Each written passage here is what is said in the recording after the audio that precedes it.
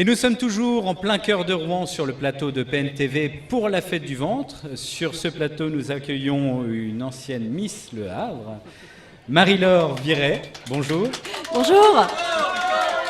Vous avez déjà un fan club. Oui, je vois ça. Vous êtes venu nous parler de votre production Mémémeux. Alors Mémémeux, on va y revenir parce qu'il y a plein de monde sur la fête du ventre et il y a plein de gens qui vous attendent, donc on ne va pas vous garder trop longtemps. Mais justement, il y a plein de monde et ce matin, Audric Le Faucheur était à la rencontre du public et il est allé voir un peu ce qu'il pensait de cet événement. Qu'est-ce qui nous remplit de bonheur? Eh bien, c'est la diversité aussi des artisans qui sont venus présenter leurs produits, hein, et puis aussi des produits authentiques. C'est très agréable et à la fois ça permet de redorer un petit peu la ville de Rouen. C'est très sympathique, il y a tout un tas de stands, les commerçants sont très accueillants. C'est très agréable parce qu'en fait j'aime bien manger et je suis venue parce que l'année passée je suis venue en Normandie et ça nous a plu et j'avais vu à la télé qu'il y avait une fois par an ce festival et c'est pour ça que nous sommes ici. C'est d'avoir tous les exposants qu'on peut trouver qui sont de partout, on en retrouve même d'à côté de chez nous, partout dans toute la campagne, c'est vraiment agréable de retrouver des produits frais, des produits locaux.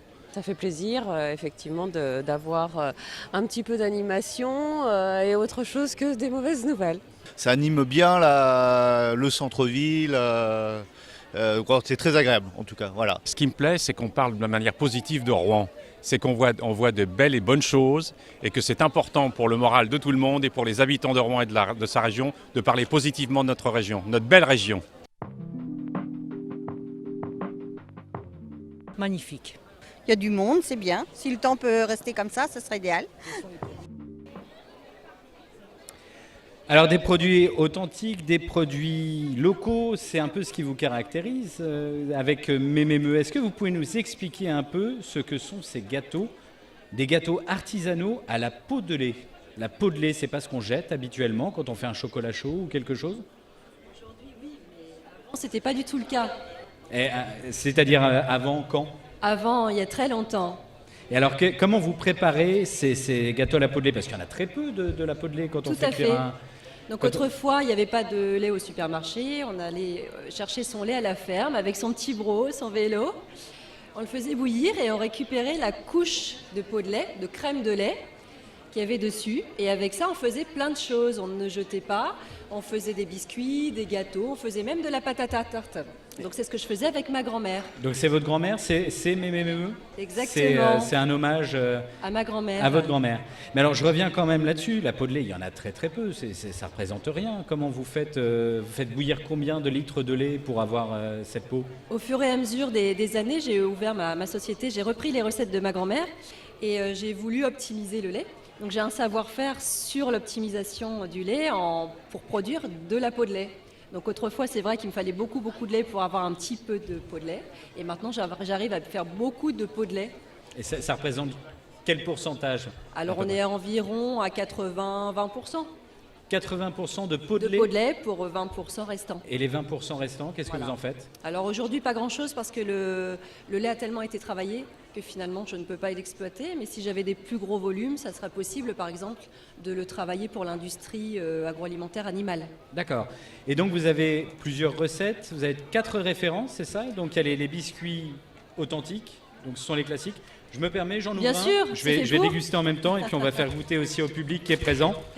Donc je fais des biscuits à la peau de lait authentiques. Donc ça c'est vraiment le traditionnel, celui qu'on connaissait autrefois. Et j'ai essayé de mettre un peu au goût du jour. J'en ai fait donc aux pépites de chocolat, façon cookies. C'était plus pour faire connaître aux enfants. Et puis également au cœur fondant caramel beurre salé. Il y a un petit côté friand un peu oui. Au niveau du goût, c'est très agréable. Il y a du sucre qui est rajouté, il y a quelque chose? Alors, il n'y a que des produits naturels, pas d'additifs, pas de conservateurs. On est vraiment sur de l'authentique. Donc, pour le biscuit traditionnel nature, on est sur du sucre, de la farine, de la crème et de la peau de lait. Et on a quelqu'un qui est avec Sylvain Richon dans le public, qui a priori a connu les gâteaux à la peau de lait. Oui, Anthony, effectivement, tout proche du public et ici avec Adèle. Bonjour Adèle. Bonjour. et avec Jean-Luc. Bonjour. Alors Adèle et Jean-Luc, ils sont de Canteleu et... Ah pardon, de Billorel. Il y a tellement de monde que je me mélange.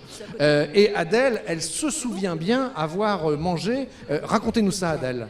J'étais petite, c'est le temps de mon enfance, avec ma mère qui faisait des gâteaux comme ça à la peau de lait, très très bons. Et alors, depuis cette époque, vous avez perdu cette habitude? Vous avez perdu le goût? J'en ai jamais refait. Ah bah écoutez, regardez, on vous en fait goûter. Jean-Luc, goûtez également. Vous allez nous dire si ça vous rappelle le goût de votre enfance. Prenez le temps de goûter. On peut faire goûter d'ailleurs aux autres personnes. Alors, madame aussi, pendant que Adèle réfléchit à ce que ça lui inspire, madame, vous avez connu les gâteaux à la peau de lait? Racontez-nous. Oui, bien sûr, j'en ai fait. C'était à quelle époque? Je sais pas, il y a déjà quelques années, parce qu'on avait du lait de ferme à ce moment-là. Alors, est-ce que c'est bon, Adèle? Très très bon, oui, très très bon. Ça donne quoi comme impression en bouche? Comme avant, ça me rappelle mon enfance. Ça rappelle notre enfance. Un goût de l'enfance, c'est sympa, non? Super, super. Voilà, Anthony, le public est ravi et merci à vous de nous proposer ces produits. En attendant, j'ai goûté ceux au caramel au beurre salé également. Alors, vous expliquiez qu'on peut le faire qu'avec du lait de ferme. On ne peut pas le faire avec du lait qu'on trouve dans le commerce aujourd'hui? Non, on peut le faire qu'avec du lait de ferme parce qu'il faut quand même beaucoup de lait pour avoir la peau de lait. Aujourd'hui, le lait qu'on trouve en commerce, il y a déjà plus de gras dedans finalement. Et vous vous C'est pas assez fournissez riche. où pour le lait? Alors tous les ingrédients sont locaux. Donc moi je suis située à Cany-Barville. Donc je me fournis qu'auprès des fermes locales, que ce soit pour le lait, la crème, le beurre que je mets dans le caramel. Et puis la farine, c'est la minoterie à côté de chez moi. Donc vraiment, on est sur du local. Que du local. Sur du fait maison. Vous êtes toute seule à Tout à fait. préparer tout ça? Tout à fait. Est-ce que vous avez d'autres références que vous allez lancer Alors, bientôt? Je fais des petits bonbons caramel beurre salé. Et là, je suis en préparation pour... ils vont sortir là prochainement. Je vais faire des biscuits à la peau de lait aux graines de lin du pays de Caux. D'accord. Eh bien écoutez, décidément, le lin est à l'honneur aujourd'hui sur la fête du ventre. Dernière question, on peut vous retrouver où sur cette fête du ventre pendant les 2 jours? Alors sur la fête du ventre, je suis au niveau de la communauté de communes de la Côte d'Albâtre, rue Jeanne d'Arc, un peu plus haut, devant la Poste. Donc vous êtes quasiment voisin du plateau de PNTV. On est voisins. Merci beaucoup Marie-Laure. Je rappelle que vous avez lancé donc Mémémeux. Ça a été lancé en quelle année? En 2015. En 2015. Et on peut vous retrouver donc pendant les 2 jours sur la fête du ventre. On se retrouve très vite avec une nouvelle émission. Merci.